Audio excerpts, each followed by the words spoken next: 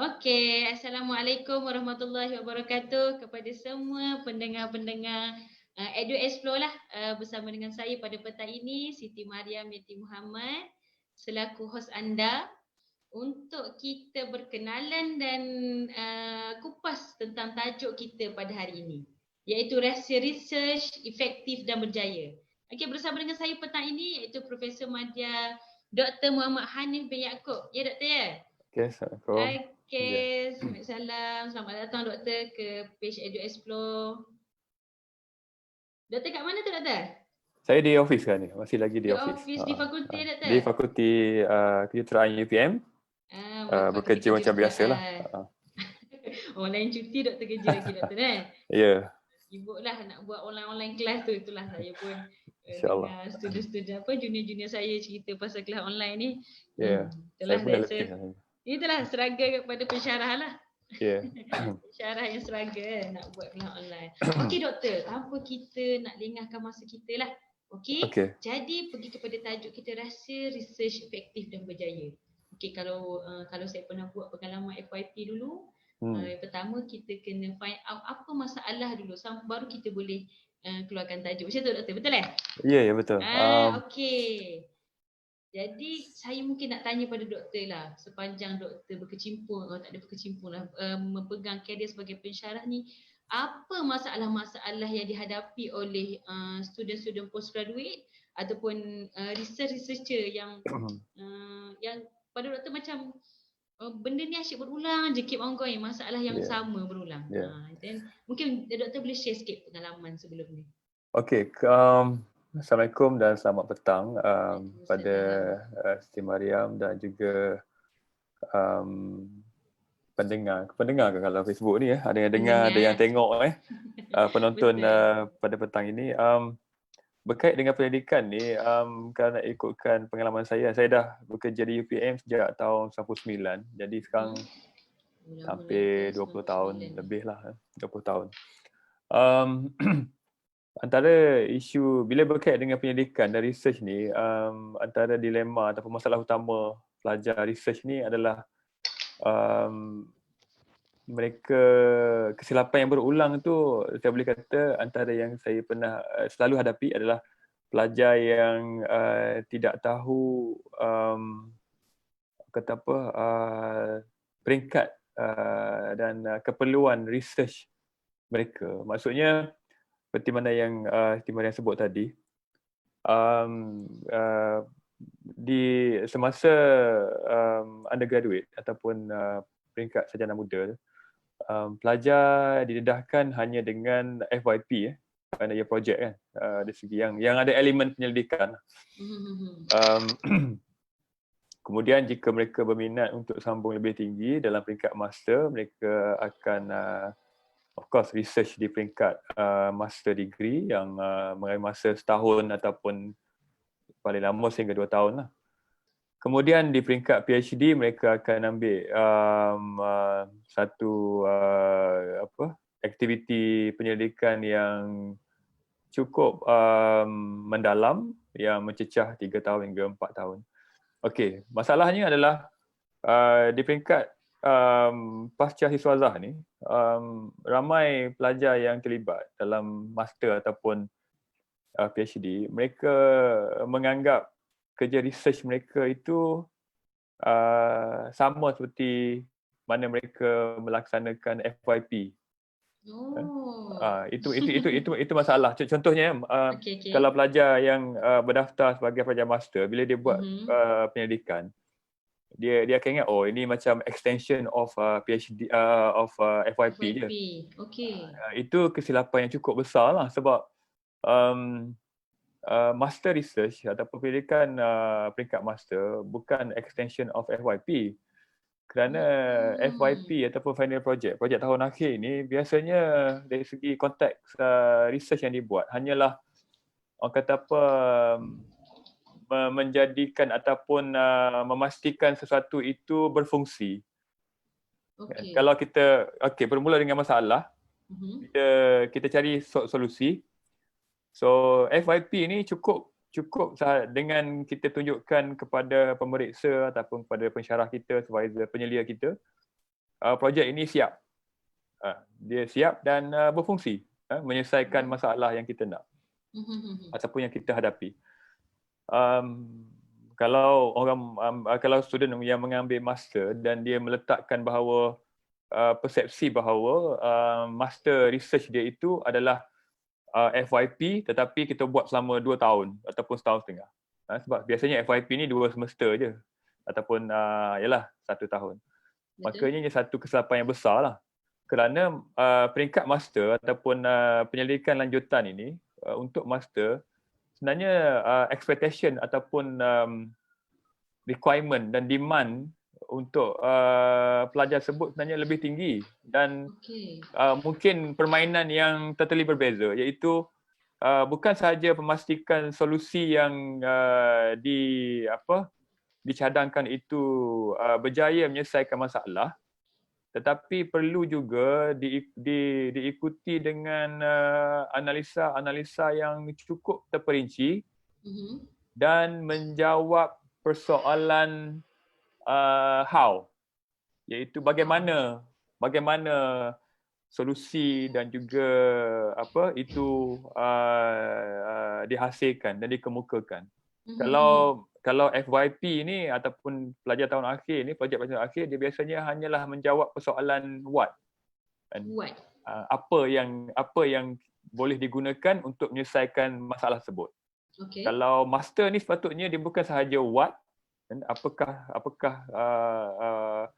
apakah solusi yang boleh yang perlu dibina untuk menghasilkan untuk menyelesaikan masalah, tapi juga bagaimana solusi tersebut dibina. Maksudnya kefahaman dia lebih mendalam.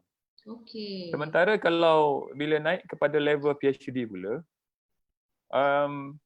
jika seseorang pelajar yang ingin membuat PhD, dia menyangka bahawa ianya adalah sambungan kepada pendidikan master dia, maka mereka juga membuat kesilapan yang cukup besar dan kita panggil underestimate dan memandang rendah kesukaran yang akan dihadapi, kerana PhD ini dia bukan sahaja menjawab what, dia bukan sahaja menjawab perlu memahami how solution tersebut dikemukakan, tetapi dia juga kena membawa kepada why. Kenapa solution itu dihasilkan? Kenapa kita memilih sekian-sekian kaedah? Kenapa kita memilih sekian-sekian nilai? Kenapa kita memilih sekian-sekian parameter? Semua itu satu, kita boleh kata, permainan yang cukup berbeza, dan bila menjawab persoalan why ni, maksudnya dia kena gali semua why yang ada. Dia tidak cukup sekadar selapis why. Contoh, kalau kita dalam research PhD, orang kata okey, saya memilih kaedah A kerana ianya telah terbukti menghasilkan output B, katakan. Maka kalau saya akan tanya, okey, kenapa pilih kaedah A? Dia berkata kerana menghasilkan output B. Okey, kenapa output B dipilih sebagai rujukan? Dia kata, kerana dilaporkan oleh penyelidik sekian kaedah output B ni memang boleh menjadi parameter yang untuk menunjukkan keberkesanan kaedah A tadi. Maka saya akan tanya lagi, apa bukti output B tersebut boleh menjadi parameter? So dia akan go really deep, dan benda ni jarang student kita ataupun pelajar kita appreciate lah ataupun hargai, menyebabkan bila kita memandang rendah ataupun merasakan kita boleh merasakan bahawa permainan research ini hanyalah sambungan ataupun versi-versi yang berlainan, dia bukan versi, dia bukannya permainan yang berbeza, maka dia boleh membawa masalah pada pelajar. Wallahu a'lam. Allah, saya rasa macam saya duduk dalam PSB saya pula, Doktor. Saya diasal-asal oleh soalan. Wah, begitulah rupanya. Maksudnya setiap fasa yang dihadapi oleh pelajar tu dia macam mana saya nak kata, dia perlu bertanya, dia kena faham level dia di mana dan mungkin perlu bertanya further kepada pensyarah dia kot. Ya, doktor? Ya, bukan saja bertanya, dia kena banyak buat persediaan sendirilah. Persediaan sendiri. Sebab kalau kita kata FYP ni dalam konteks, kalau saya engineer, jadi kita biasa guna percentage lah kan, guna numbers. Okay. Kalau FYP ni kita kena guide, pensyarah kena guide maybe 60-70% daripada kerja yang dia buat. Kalau master tu kita expect up to only 50% ataupun 40%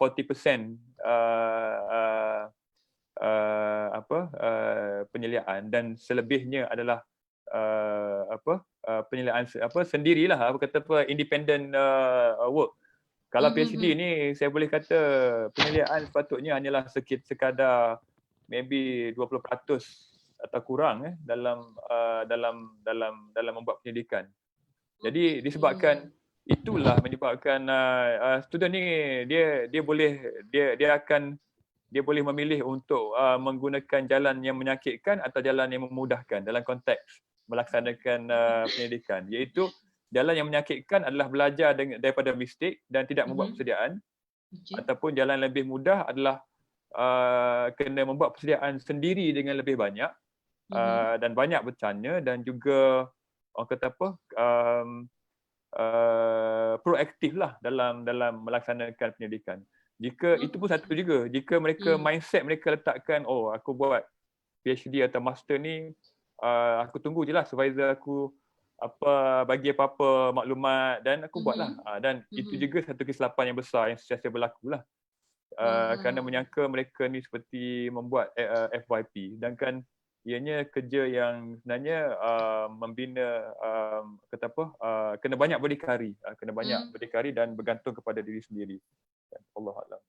Okey, baik doktor. Sebelum saya pergi pada soalan seterusnya, saya nak greet dulu lah kita punya live kita. Ada bersama dengan kita pada petang ni Abdul Rahman Hamzah. Hai, boleh lambai tangan. Kita ada bersama Zuba Yusof, Wan Nazmi Waramzali, Husna Madiha, Sadiah. Assalamualaikum. Dia bagi salam doktor. Waalaikumsalam. Ada bersama Rohaizah Wahab dan N Baharom. Oh, ramai juga bersama kita petang ni doktor ya. Okay. Saya pula berdebar, okey ramai doktor. Tapi apa-apa pun kita akan cuba memenuhi segala keperluan yang diperlukan oleh pendengar kita lah.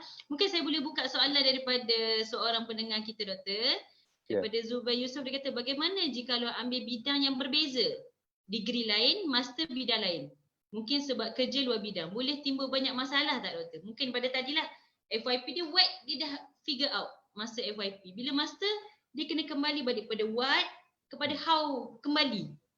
Start daripada zero. Dan saya rasa ini lebih juga kepada kalau bidang lain terus. Maksudnya kalau ambil bidang pertanian, kemudian untuk master nak ambil bidang contohnya bidang pengurusan perniagaan dan sebagainya lah. Sebenarnya dalam konteks perubahan bidang ni, yang pertamanya ianya satu benda yang biasa. Satu benda yang biasa dilakukan, dan sesiapa yang berminat ataupun bercadang untuk bertukar bidang bila menyambung pengajian lebih tinggi ni, saya amat aluk-alukanlah, kerana yang pertamanya ianya biasa dan boleh dilakukan. Itu yang pertama. Kita kena letak mindset kita boleh dulu, sebab kenapa dah ramai orang buat. Dan tak ada masalah pun, dan it should be no problem. Cuma of course dia akan ada jalan dia panjang sikit lah kan.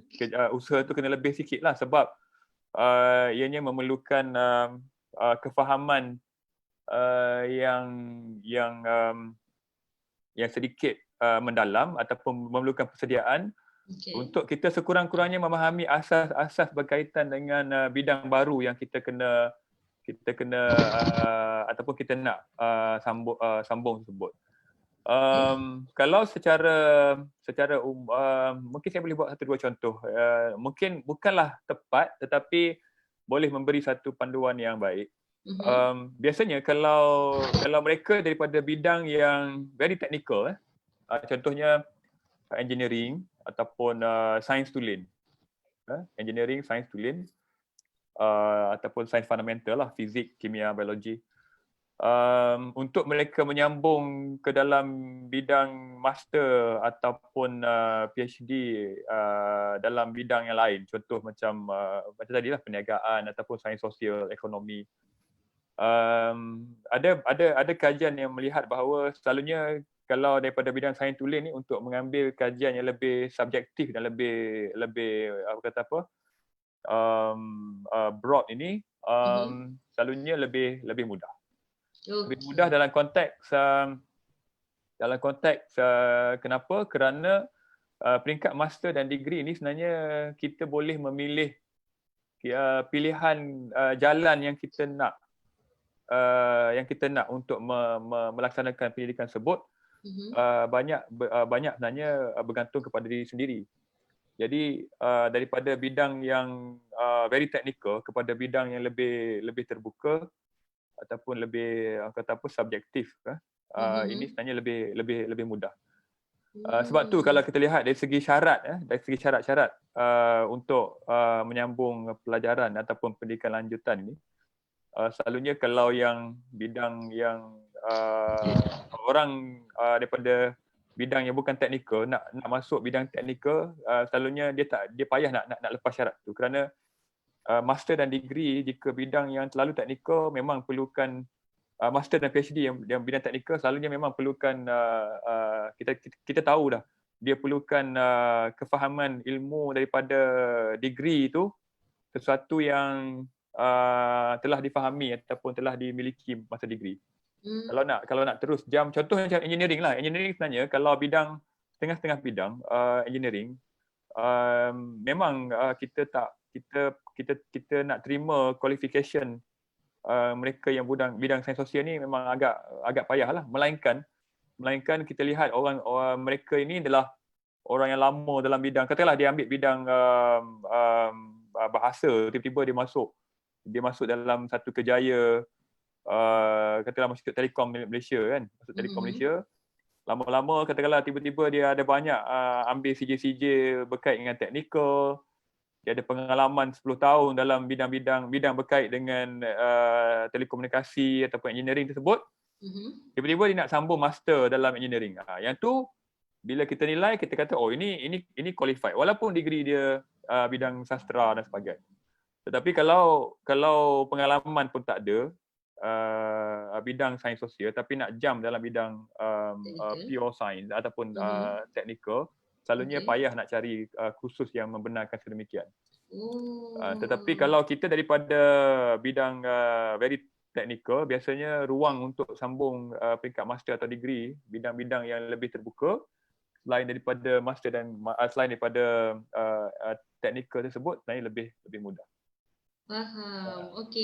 Terima kasih doktor. Jadi kalau saya nak simpulkan, ianya possible, tapi perlukan kerja yang lebih sikit lah untuk kita faham bidang baru yang kita nak teroka. Okey, baik. Okey, harap jawapan doktor tadi boleh memuaskan hati saudara Zubair lah, insya-Allah. Doktor kenal ke doktor? Saya tu kawan saya lah tu. Okey, Saudara Zubair. Okey doktor, balik pada topik kita yang mana berkaitan dengan rahsia research efektif dan berjaya doktor. Tadi kita dah figure out masalah kepada researcher lah. Maksudnya macam mana posisi mereka pada setiap bahagian tu. Jadi mungkin doktor ada pernah berpengalaman tentang apakah tool-tool yang diperlukan oleh student-student ni, mostly pada master dan PhD lah, supaya research mereka lebih structured, lebih tersusun, lebih berstruktur lah macam tu. Okey, kalau nak ikutkan pengalaman saya dah 20 tahun lebih dalam sebagai pensyarah ni, ataupun ahli akademik di UPM ni, antara isu utama halangan pelajar yang tadi saya dah beritahu kan, antara yang kita kena betulkan adalah persepsi dan kefahaman berkaitan dengan peringkat-peringkat ijazah yang ada tersebut, yang kena betulkan. Jadi jangan underestimate setiap peringkat tersebut kerana ianya cukup berbeza dan boleh menjadi boleh menjadi faktor terbesar jugalah dalam konteks kejayaan kita menghabiskan pengajian sebagainya. Itu yang pertama. So kena betulkan mindset. Yang kedua adalah bila kita dah faham ni, maka kita masuk peringkat kedua. Okey, bila kita telah menyambung pelajaran ataupun pengajian dan dalam konteks ini menyambung penyelidikan. Kita kena faham senario penyelidikan, especially dalam konteks penyelidikan sepenuh masa. Maksudnya yang bukan kata apa coursework lah ataupun mixed mode. Kalau fully research ni ataupun penyelidikan sepenuh masa ni memang perlukan fokus dan penumpuan serta determination yang cukup kuat. Okey. Kena bersedia mental dan juga skill. Okay. So bila penyelidikan sepenuh masa, dengan kena faham, saya maklumkan tadi guide pun ataupun penyeliaan pun sebenarnya kita tidak boleh harapkan seperti mana kita diselia semasa FYP. Dengan saya sebut tadi kan, master biasanya penyeliaan kita expect 40%, 50% je. PhD kadang-kadang boleh sampai 20% je. Kadang-kadang macam pengalaman saya sendiri sama PhD, saya punya supervisor, saya boleh kata guide mungkin hanya 10% je. Sebab supervisor saya 6 bulan daripada setahun dia akan berada di Eropah, bukan di universiti saya. Kemudian bila dia kembali daripada Eropah, lepas dia buat attachment tu, dia akan tanya, okay, what are the result you have? Maksudnya dia tak tanya pun saya apa kaedah apa yang saya pakai, saya buat ni betul ke tidak. Dia hanya result oriented. Lagilah struggle lah. Jadi menyebabkan memang kita perlu ada bukan sahaja mindset yang betul, bukan sahaja attitude yang betul, bukan sahaja fokus yang betul, semangat yang betul, tetapi juga perlu ada kemahiran yang betul. Dan apa kemahiran yang diperlukan dalam membuat research? Terutamanya yang research sepenuh masa ni. Okay. Yang pertamanya adalah of course kemahiran merancang penyelidikan itu sendirilah. Merancang penyelidikan dan menguruskan penyelidikan. Merancang penyelidikan, kalau kita lihat biasa yang kita didedahkan adalah Gantt chart. Dan Gantt chart kita ada aktiviti yang kita nak buat, kemudian timeline, kerangka masa yang kita susun untuk setiap aktiviti. Jadi itu kaedah biasa ataupun skill biasa yang kita jumpa mana-mana lah. Skill ini bagus, okay? Skill ini memang diperlukan, iaitu kemahiran memperincikan apakah aktiviti yang ingin dilakukan dalam research dan juga perancangan masa yang tertentu supaya kok mana pun kita tahu kita buat research ini dia akan ada limit masa dia, kan? Macam saya sebut tadi, in the end it's always about time, it's always about the duration of the study tu, ataupun research tersebut. Cuma Gantt chart ni dia hanya very surface, cukup kita kata bersifat artificial lah, dia not artificial, superficial. Dia hanya on the surface dia hanya permukaan dia. Dia tidak menguruskan ataupun menunjukkan satu elemen yang paling penting dalam membuat penyelidikan, iaitu kedalaman ataupun kita panggil depth of research. Okay. Kejayaan kita ni dapat master ataupun PhD adalah bergantung kepada depth of research kita. ramai student yang mengambil master gagal kerana mereka tidak mempunyai analisa yang mendalam yang melayakkan degree master itu dianugerahkan kepada mereka. Sama juga dengan PhD. Ramai yang gagal menghabiskan PhD ataupun gagal viva ataupun gagal tesis kerana mereka tidak menghasilkan analisa yang cukup mendalam dan juga mencukupi untuk melayakkan mereka mendapat PhD. Aktiviti penyelidikan yang orang kata apa mendalam ini tidak ataupun tidak ditunjukkan ataupun kita tidak boleh dapat dengan menghasilkan gancat.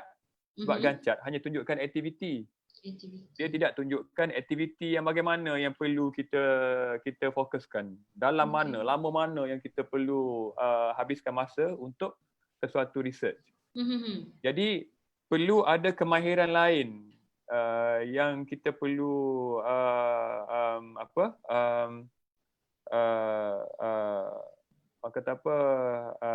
ada dan juga kita perlu faham untuk kita menguruskan research, menguruskan penyelidikan kita.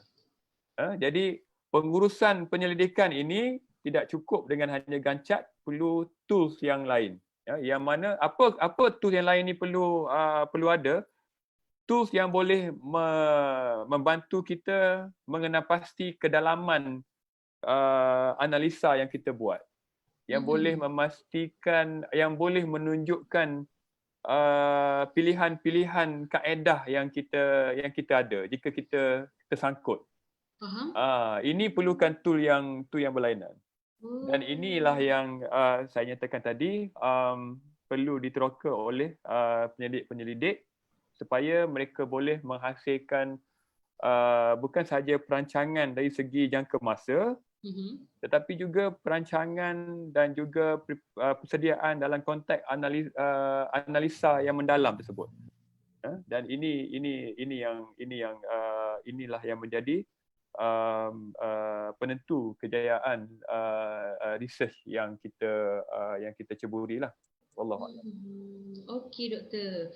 Saya nasihatkan semua yang berjoin live hari ini boleh sediakan take note, tulis kan. Sebab saya rasa banyak fakta-fakta yang menarik yang contoh kalau saya yang tak pernah melalui zaman master dan PhD, memang setiap apa yang word dari doktor cakap tu saya akan tulis. Sebab kita nak make sure kita menghayatilah. Yalah, kena apa faham. yang doktor tu, betul? Okey, tuan-tuan. Okey, kita ada juga Syukri Fahmi bersama kita. Assalamualaikum. Waalaikumsalam. Tuan Syahrul Nizam Nordin juga bersama dengan kita doktor pada petang ni. Ini sedang melihat. Okey, jadi seperti yang doktor kata tak cukup dengan gancat sahaja. Untuk kita further in depth lagi kita punya research. Mungkin ada suggestion untuk doktor kepada researcher, apa lagi pilihan-pilihan yang mereka boleh buatlah untuk menyusun aktiviti. Okey, saya nak kongsikan saya lihat ada persoalan tadi, mungkin saya nak jawab jugalah kalau tengokkan ada soalan daripada Rashidah. Okey, betul. Macam mana nak keep momentum dalam sambung PhD. Ini PhD ni kalau kita lihat nilainya adalah marathon.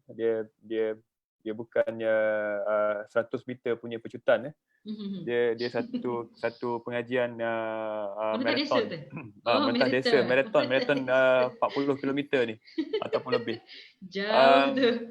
Macam mana nak keep momentum? Yang pertamanya dia bermula dengan perancangan lah. Dia bermula dengan buat PhD ni dia kena ada perancangan dan persediaan yang rapi.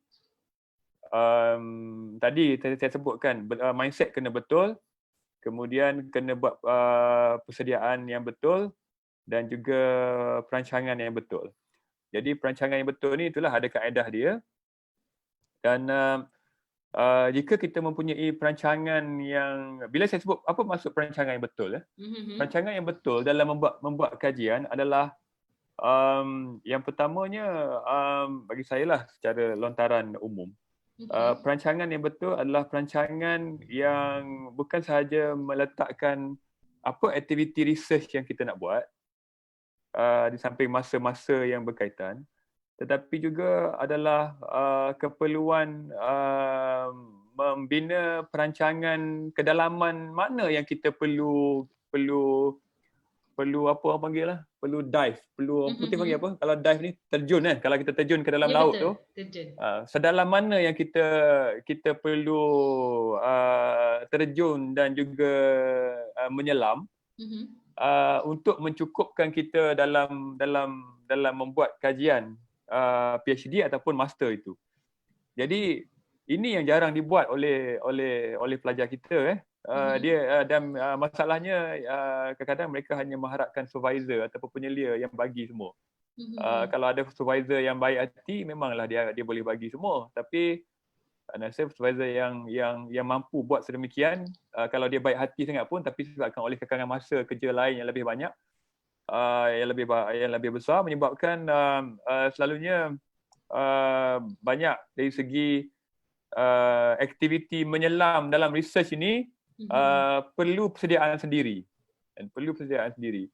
Jadi nak keep momentum, kena ada banyak persediaan, kena ada banyak perincian, dan perincian research yang betul bukan sahaja tadi kan, yang pertama perancangan masa, aktiviti, kemudian perancangan perincian membina sejauh mana kita nak menyelam ni. Yang seterusnya juga adalah bukan sahaja menyelam dalam mana, tapi juga perlu kena pasti bila kita sedang menyelam ni ada berapa jalan ataupun ada berapa kaedah yang kita kena standby jika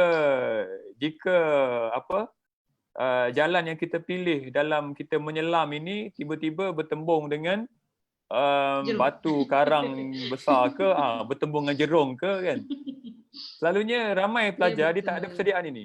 Jadi momentum hilang dalam kita membuat research, sama ada PhD ataupun master, selalunya apabila kita hitting the same wall all over again. Maksudnya kita akan bertemu masalah bila kita buat master ataupun PhD dalam penyelidikan ni, kita memang akan bertemu masalah sebab kita memang mencari masalah.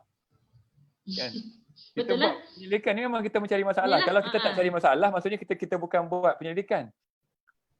Bila kita mencari masalah dan kita tawarkan solution ataupun tawarkan penyelesaian, kadang-kadang penyelesaian yang kita nak itu, yang kita jangkakan itu tidak seperti yang kita nak. Result tak dapat ataupun result salah, result terpesong dan sebagainya.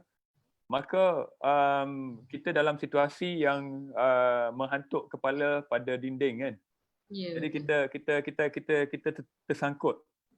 Okey, bagi yang tidak ada perancangan, mereka akan terus menghantuk. Terus menggunakan kaedah yang sama ataupun selalunya akan mendapatkan talian hayat daripada supervisor lah. Bila dapat talian hayat supervisor, kalau supervisor ni biasanya kalau ada talian hayat yang baguslah, maksudnya dalam bidang supervisor yang betul. Tetapi kalau ada persoalan yang menjadi halangan kita itu di luar daripada kepakaran supervisor ataupun penyelia, maka kita nak tak nak terpaksa bersendirian mencari penyelesaian. Jika kita tidak ada kemahiran dan perancangan mencari penyelesaian, maka kita akan mengulangi ataupun menggunakan lorong yang sama. Kita akan hantuk kepala kita pada dinding yang sama. Itulah yang biasanya akan menyebabkan kita rasa kita mula hilang semangat, kita akan mula rasa bimbang, kita akan mula berdebar dan kita akan hilang minat dan juga momentum lah dalam melaksanakan research. Jadi jadi menjawab persoalan Mariam tadi berkait dengan then apa alternatif ataupun apa kaedah yang kita boleh laksanakan. kita kena explore ataupun kita kena teroka kaedah ataupun kemahiran lain dalam menguruskan research, dalam menguruskan penyelidikan. Di situlah saya dan kawan-kawan pernah membangunkan dengan mentor kami lah, penyelia kami dulu, Allahyarham Profesor Dr. Kazani di UPM. Kita bangunkan apa yang kita panggil sebagai K-chart lah. K-chart ataupun knowledge chart, ataupun boleh jadi juga Kazani chart, sempena nama arwah ataupun Allahyarham, kerana memang beliau lah yang banyak orang kata membantu saya dan kawan-kawan semasa buat research dulu ni. Kita memahami masalah ini dan kita bina satu tools lah, satu sistem kemahiran untuk menguruskan selaman kita dalam research. Boleh pergi dalam mana, setakat mana yang patutnya kita rancang untuk untuk kita lengkapkan ataupun habiskan pengajian kita dalam penyelidikan ini, insya-Allah. Jadi itulah K-chart. So K-chart yang kami bina ni ataupun kami bentuk ini sejak tahun 2000 lah, 2001 2002. Officially-nya dalam 2004 2005.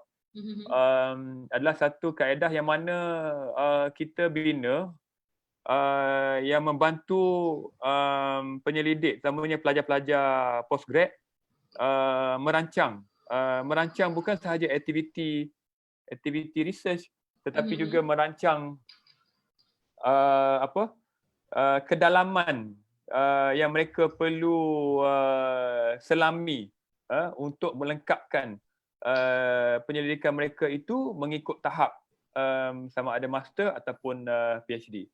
Dan juga berbagai-bagai lain lagi yang dilengkapi, yang juga dilengkapkan ke dalam tool ataupun alat kemahiran K-chart ini yang membantu penyelidikan. Banyak terutamanya kalau kita lihat dalam penyelidikan, kaedah biasa penyelidikan, dia bermula dengan mengenal pasti masalah, kemudian membuat kajian literasi, ataupun kita baca paper, baca buku teks, baca review paper dan sebagainya.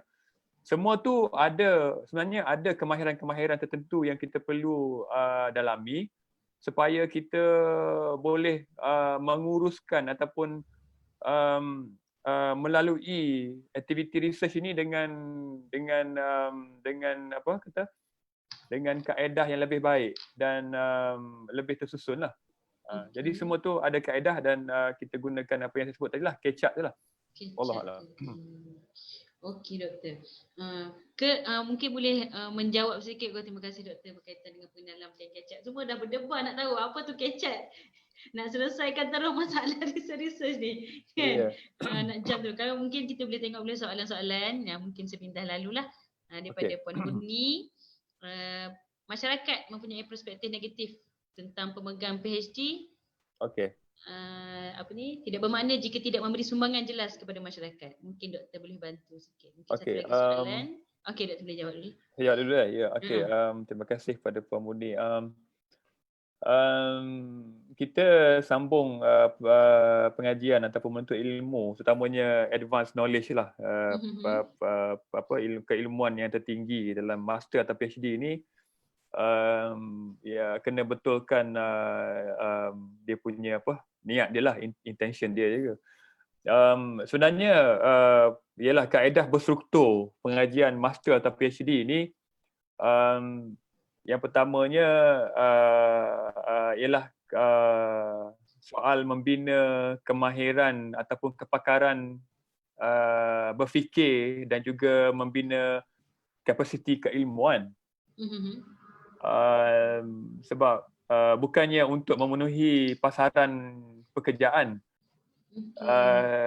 Memenuhi pasaran pekerjaan itu adalah level yang kedua atau ketiga lah bagi saya sendiri. Dia sebenarnya melaksana ataupun mereka yang ataupun membuat keputusan untuk menjadi seorang pelajar siswazah, membuat penyelidikan master dan PhD ini, niat pertama yang kita kena betulkan adalah of course selain daripada untuk mendekatkan diri kita dengan Allah Taala, sebab ilmu makin banyak kita timba ilmu, sebenarnya makin banyak persoalan ketuhanan yang kita boleh jawab berdasarkan daripada ilmu yang kita tuntut dan kita gali tersebut. Itu yang pertama. Yang kedua, dalam konteks kemahiran berfikir, manusia ini yang membezakan kehebatan seorang manusia daripada manusia yang lain, selain daripada ketakwaan ataupun dalaman mereka, sebenarnya adalah kehebatan mereka survive. Kehebatan kita survive dan kreatif dalam menghadapi hidup. Jadi kemahiran survival dan juga kemahiran menjadi seorang yang kreatif ini kita boleh bina dalam konteks secara informal, tetapi boleh juga dibina secara konteks formal. Dan formal ini dengan kita menyambung pengajian peringkat master dan degree, sebenarnya memang ianya menguji kita dan mengembangkan potensi diri kita dalam konteks berfikir dengan lebih tinggi dan juga lebih kreatif. Kerana master dan PhD ni is all about solving problem. So bila dan menyelesaikan masalah, dan masalah tu pula bukannya masalah yang orang lain dah buat, orang lain dah ada penyelesaian. Kalau itu kita panggil copycat je, kita boleh tiru je. Tetapi memang melaksanakan penyelidikan ini adalah menyelesaikan masalah yang orang tak ada penyelesaian lagi. Jadi ianya cukup terbuka dan akan cukup menguji minda kita dan fikiran kita, dan akan cukup menyebabkan kita terpaksa mencari gali ilmu yang lebih mendalam dan lebih mencapah supaya kita dapat selesaikan masalah tersebut. Jadi kemahiran yang kita dapati dalam membuat penyelidikan master ataupun PhD inilah yang sebenarnya cukup berharga, yang akan boleh melonjakkan lagi masyarakat dan negara. Saya ambil contoh, saya ada kawan di University of Tokyo. Saya tanya dia, Prof, apa yang menjadi rahsia Jepun ni, orang kata apa, dalam dunia hari ini, negara Jepun ni tanda aras terbaik lah dalam konteks kemajuan kan, dalam konteks kemajuan masyarakat. Dari segi teknologinya memang cukup maju, paling advance. Apa-apa yang paling advance dalam dunia ni mesti bermula yang ada dulu di Jepun, baru akan ada di negara-negara lain. Dengan kehidupan rakyat dengan kualiti yang cukup baik. Dia kata student degree dia di Jepun biasanya 80% akan menyambung master. 80%. Jadi nampak tak? Maksudnya bagi orang Jepun sendiri, mereka melihat bahawa untuk survive dalam konteks kehidupan di Jepun, kemajuan di Jepun, kemajuan itu sendiri boleh dicapai dengan meningkatkan ilmu, memperkasakan diri dengan ilmu yang lebih tinggi. Dalam konteks ini master dan juga PhD lah. Jadi saya pun terkejut kerana 80% student degree dia biasanya akan ambil master.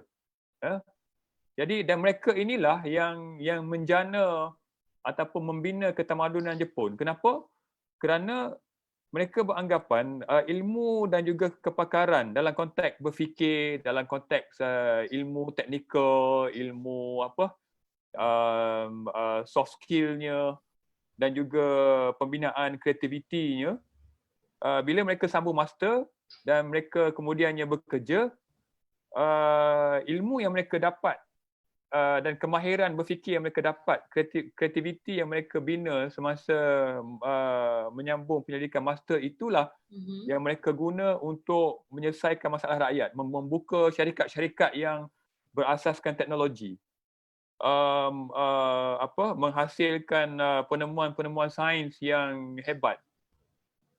Semuanya mereka dapati ataupun mereka perolehi kerana penyelidikan yang mereka pengajian lanjutan yang mereka ambil di peringkat master. Saya sebut master saja. Kenapa? Kerana di Jepun sendiri yang sama PhD sikit. Persentage dia lebih rendah.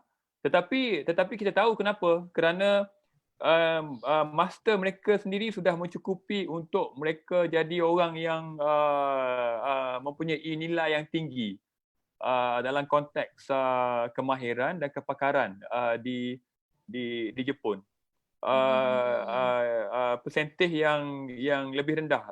Walaupun persentage yang lebih rendah tetapi lebih tinggi berbanding negara lain. Saya nak betulkan juga fakta tu. Bukanlah kata persentage rendah ni sampai 1-2%, tak, dia lebih tinggi. Kalau tengok ratio PhD holder di Jepun berbanding dengan negara-negara Malaysia terutamanya, sebenarnya amat jauh lah. Saya tak ingat angka dia tetapi amat jauh. Jadi PhD ni dianggap PhD holder di Jepun walaupun kurang sedikit daripada master holder, tetapi dalam konteks kepakaran mereka itu dinilai di mata masyarakat dan juga contribution dia dalam pembinaan teknologi Jepun ni lebih bermakna lah. Jadi itu yang saya nampak, dan benda ni yang memang kita kena betulkan dalam masyarakat kita hari inilah. Secara asasnya, secara kesimpulannya, kita bercakap tentang K-ekonomi, knowledge based economy. Knowledge based economy ni maksudnya ekonomi yang dijana dengan solusi-solusi yang terhasil daripada penggunaan teknologi dan juga keilmuan. Maka nak tak nak kita perlu tingkatkan PhD holder dan juga master holder kita. Kerana itulah yang dibuat oleh Jepun yang menjadikan mereka negara gergasi pada hari ini. Wallahualam. Masya-Allah, hebat betul.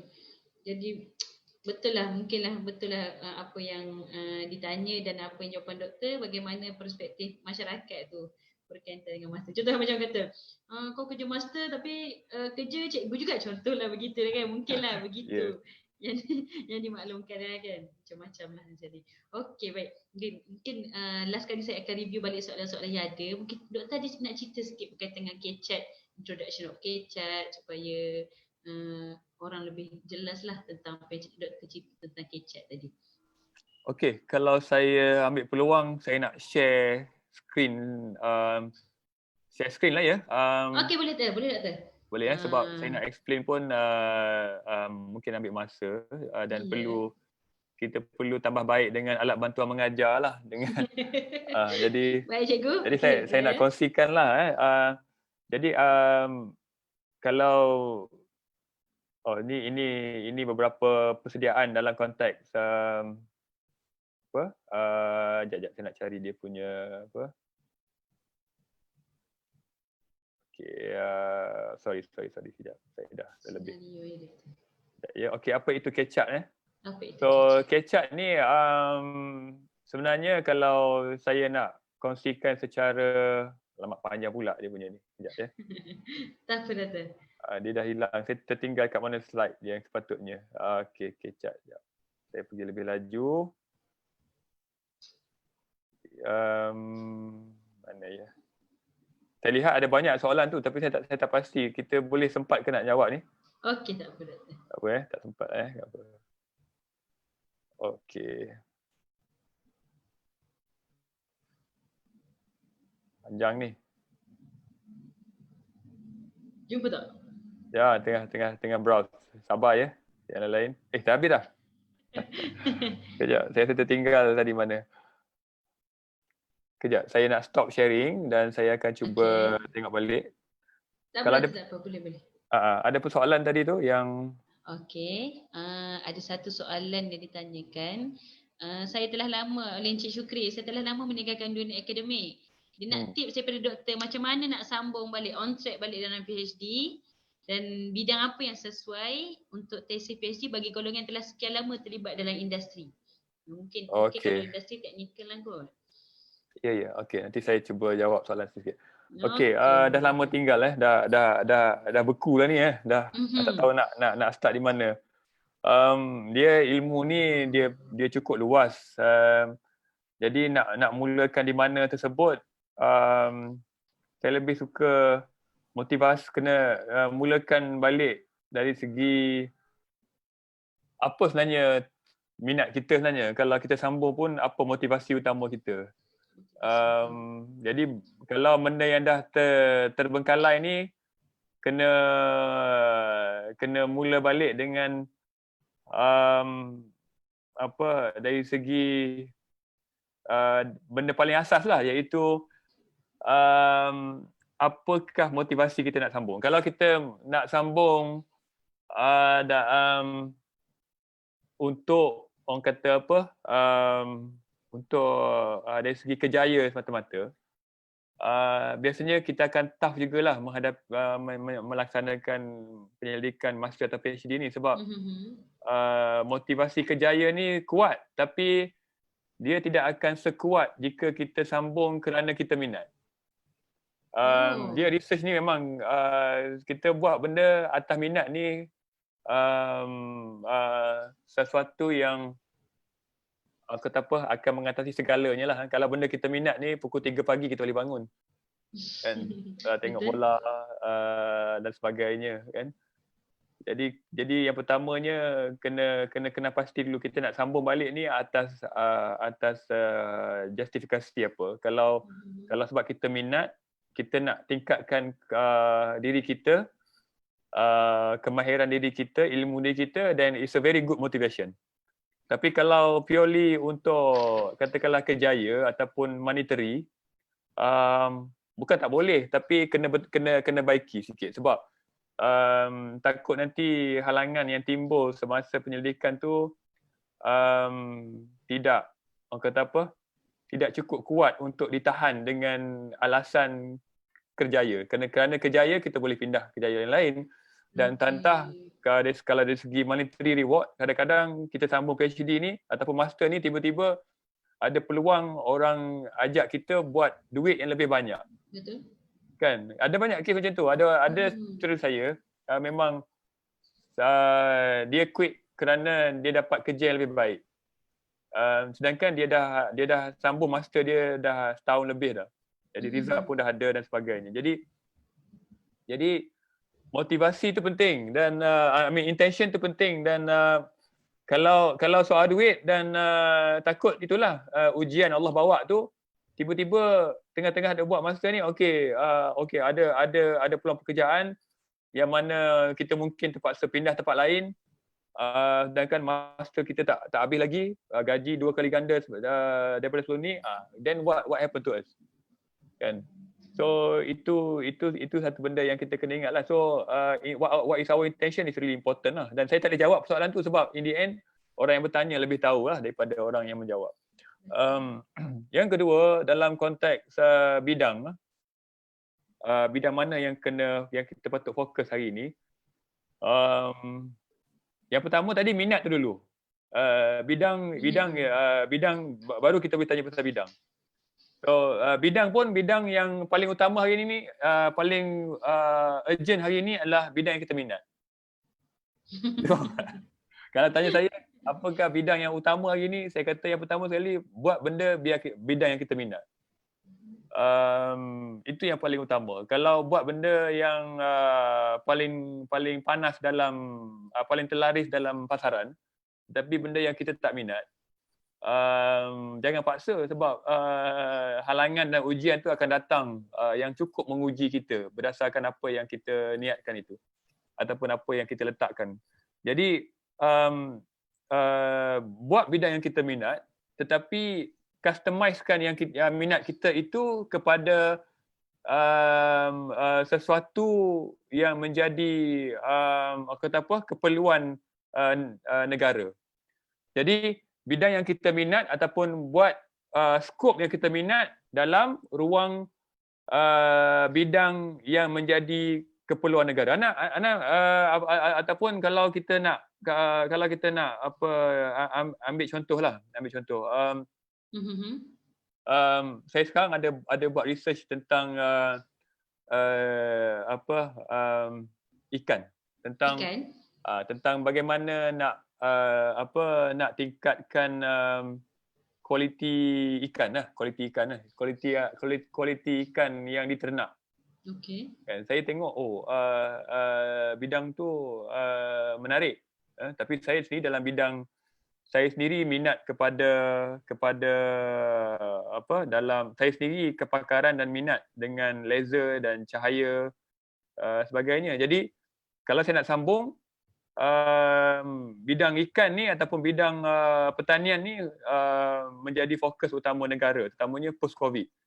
Tetapi minat yang disebabkan minat saya dalam bidang cahaya, saya akan carilah situasi di mana saya boleh laksanakan research, buat research berasaskan minat saya dalam bidang cahaya, optik dan fotonik, tetapi dalam bidang yang akan menjadi keutamaan negara iaitu aquaculture dan juga pertanian. Gitu. Dia kena ambil kaedah gitu. Dia bukannya tentukan kaedah bidang apa dulu, lepas tu baru nak paksa diri minat benda tersebut. Okey. Jadi dia akan bukan tak boleh berjaya, tapi dia akan ambil masa yang panjang. Wallahu a'lam. Okey, baik doktor. Terima kasih. Okey, kalau saya nak kongsikan boleh. Kalau saya nak kongsikan apa itu KeChat, suka saya kongsikan slide yang ada ni. Tapi sekali lalulah ya, sebab saya pukul berapa kita patut stop ni? 5.30 dah. Saya pun ada 5.30. orang dah nak balik kerja dah ya. Okey, dia kalau kita faham dalam research ni ada empat isu yang kita akan temui dalam mana-mana research. Kita buatlah mana-mana penyelidikan atas dunia ni pun kita akan menguruskan empat benda ini, iaitu apakah bidang ataupun sistem yang kita nak kaji, kan? Kemudian apakah masalah yang kita nak selesaikan dalam bidang tersebut, apakah solusi ataupun result, keputusan yang kita nak capai, yang kita nak hasilkan, dan yang terakhir, apakah kaedah yang akan kita guna untuk menghasilkan solusi tersebut. Dalam konteks KeChat punya sistem, kami modelkan dia sebagai SPAM. Bila kita buat research, kita akan tanya mula apakah sistem anda study, what are the problem we need to solve, what are the achievement we need to produce in order to solving the problem, and lastly what is our method, what is the method, ataupun what are the methods that we use to achieve the solution. Dan SPAM ini ini saya nak skip lah sebab panjang syarah saya nanti kalau saya. Kita apa doktor? Yang ni dia ada lanjutan dia. Dia ada lanjutan. Cuma saya nak bagi tahunya inilah dia KeChat. KeChat adalah satu kaedah untuk kita kena pasti skop study, skop penyelidikan, untuk kita kena pasti masalah yang kita nak kena selesaikan, untuk kita kena pasti dan juga senaraikan apakah result yang kita hasilkan, dan juga kena pasti dan juga senaraikan apakah kaedah dan metod yang available untuk kita selesaikan penyelidikan kita.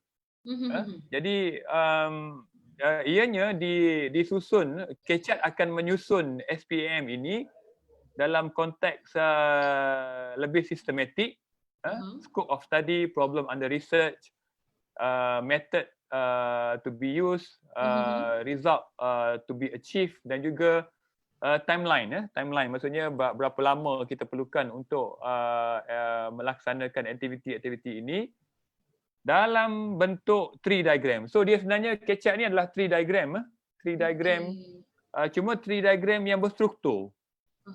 Dan ada klasifikasi dia lah. Dan kita bina tree diagram ini melalui proses kita panggil zoom and expand. Kita akan zoom macam kamera tu kan. Kemudian kita akan buka. Kita zoom, kita perincikan. Kita zoom, kita perincikan. Kemudian dan dengan kaedah-kaedah tertentu lah. Jadi Ketchup ini dia akan addressing benda yang cukup penting dalam research, iaitu dia akan addressing sejauh mana kita boleh menyelam untuk mencapai ataupun melayakkan kita master degree ataupun PhD degree. Jadi ianya kaedah yang cukup baik dan cukup unik berbanding dengan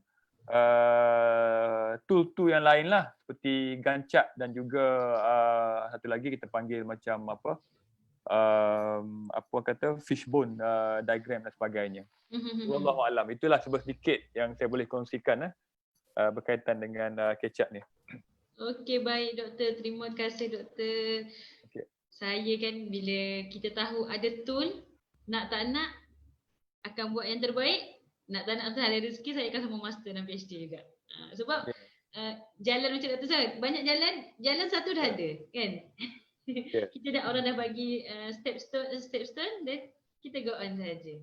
Okey doktor. So harap semua jelas dengan apa perbincangan kita pada hari ini, dan untuk pengetahuan semua kita ada program sebut workshop lah berkaitan dengan introduction of Ketchup. Maksudnya tadi doktor dah intro, kita akan ada further lagi. Okey, yang akan kita buat pada 30 Jun 2020 pada pukul 9.30 sehingga 12.30 hari. 30 Jun hari Selasa lah, bersama dengan Dr. Hanim juga. Okey. So kalau siapa yang berminat ataupun boleh ajak tag kawan-kawan yang ada masalah start dengan research dan sebagainya untuk join dengan harga RM10 sahaja. Okey. Jadi boleh ajak kawan ramai-ramai, insya-Allah kita bantu orang bantu kita balik. Okey doktor. Okey doktor, saya rasa penuh bermakna pertemuan kita pada petang ini, yang mungkin sebab sekarang dah 5.36 ya. Dan saya rasa semua terinspirasi dengan apa jawapan doktor, perbincangan yang kita bincangkan, dan semoga saya minta mohon pada doktor lah, semoga dipermudahkan semua urusan pendengar-pendengar kita ni. Banyak yang nak sambung PhD, ramai saya nampak. Dan kalau saya boleh tambah sikit dalam keadaan post-COVID hari ni kan, sebenarnya kita akan berhadapan dengan memang sedang berhadapan dengan krisis ekonomi, pengangguran dan sebagainya. Sebenarnya ini peluang untuk kita ambil untuk menambahkan kemahiran dan kepakaran. Dalam situasi ekonomi tak menentu ni, sebenarnya we should go back. One of the thing to do mungkin adalah go back to university and then extend kita punya ilmu dan juga kepakaran kita dalam pendidikan master ataupun PhD, tetapi mengambil kira apakah keperluan negara dalam konteks pemulihan yang akan datang. Sebab mana-mana krisis ini akan mengambil masa yang panjang, tapi kita nak pastikan bila kita keluar sahaja daripada pertapaan gua ilmu kita ni, kita mempunyai kepakaran yang relevan, kita mempunyai kepakaran yang kita minat, dan minat kita itu relevan kepada ekonomi dan juga keperluan negara, sosial dan juga keperluan ekonomi negara pada masa akan datang.